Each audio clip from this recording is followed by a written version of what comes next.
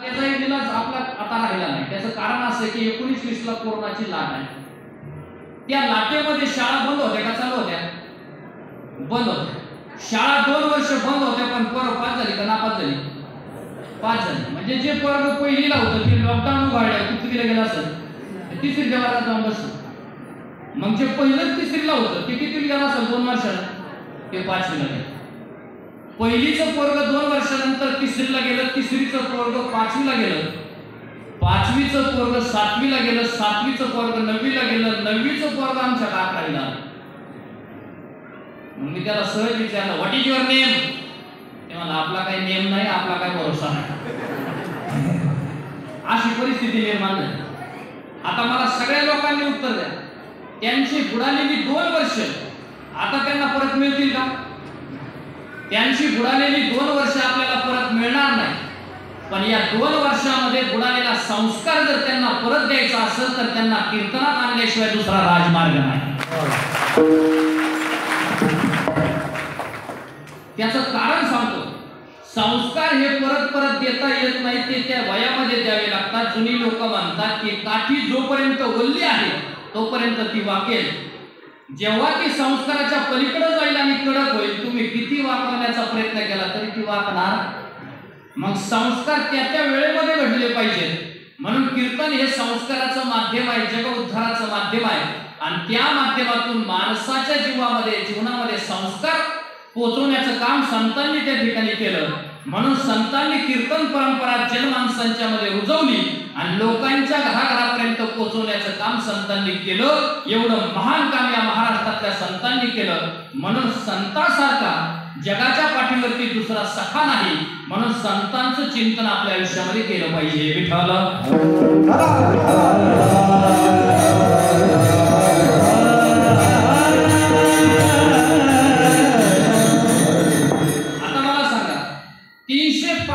दिवस 365 दिवस या देवाचं दर्शन घेणारी लोक हातवर करा बरं.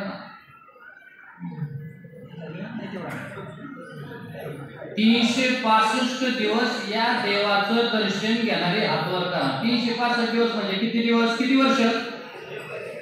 किती वर्ष? लगातार 1 वर्ष या देवाचं दर्शन घेणारी लोक हातवर करा.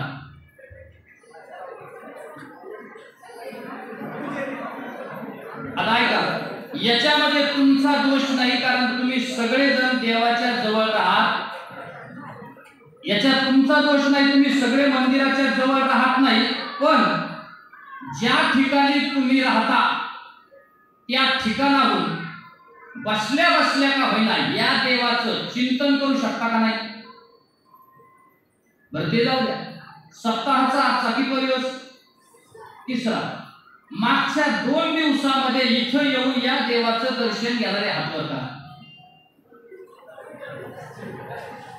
म्हणजे तरी निम्मेचे, म्हणजे काही लोक इथं येऊन देवाच्या पाया पडत, काही लोक इथं येऊन देवाच्या पाया पडत नाही. मग तुम्हाला एक सांगू का, भक्तीची जर पहिली पायरी जर कोणती असेल ना तर भगवंताचं दर्शन. कशासाठी दर्शन घ्यायचं? मी माझ्या डोळ्यांनी जे दर्शन घेतलंय ते दर्शन मी बंद डोळे केल्यानंतर कधी काळी मला अंतःकरणामध्ये झालं पाहिजे, त्याच्यासाठी दर्शन घ्यावं लागतं. लक्षात. मी माझ्या डोळ्यांनी जी मूर्ती पाहिली ती कालांतरानं मी भक्ती केल्यानंतर ती मूर्ती कुठं प्रकट झाली पाहिजे? माझ्या अंतःकरणामध्ये. त्याच्यासाठी परमार्थ चालू. मग भक्तीची पहिली पायरी जर काय असेल ना तर ते दर्शन घेतलं पाहिजे. उद्यापासून आले एक काम सगळ्यात महत्वाचं करा. पहिलं म्हणजे देवाचं दर्शन. ज्याच्यासाठी आपण आलोय त्याचं दर्शन आपण त्या ठिकाणी घेतलं पाहिजे. काय घ्यायचं दर्शन? माऊली हरिपाठामध्ये प्रमाण देतात, नित्य नेम नामी लक्ष्मी वल्लभ दया जवानी, लक्ष्मी वल्लभ दया जवानी, लक्ष्मी वल्लभ दया जवानी, लक्ष्मी वल्लभ दया जवानी.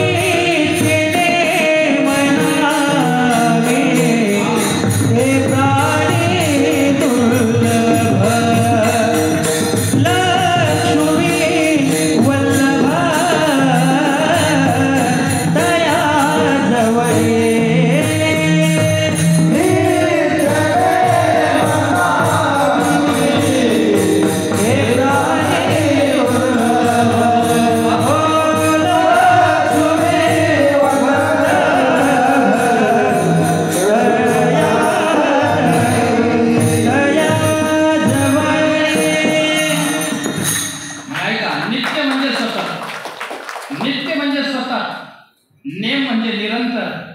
जो सतत निरंतर भगवंताचं नाम चिंतन करतो त्याच्याच जवळ काय राहतो? लक्ष्मी वल्लभ. लक्ष्मीचा वल्लभ म्हणजे कोण? विष्णू. लक्ष्मी ज्याच्या पायात